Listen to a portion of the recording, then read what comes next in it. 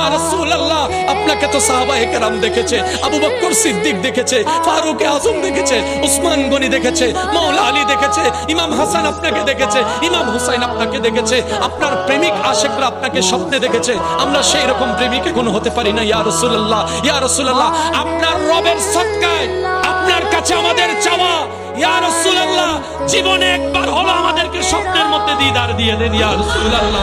জীবনে একবার হলো স্বপ্নে আপনার দিদার দিয়ে দেন ইয়া রাসূলুল্লাহ। ইয়া রাসূলুল্লাহ, আপনাকে যদি এই উম্মতেরা একবার স্বপ্ন দেখি, আমাদের জীবনের সমস্ত চাওয়া পূরণ হয়ে যাবে।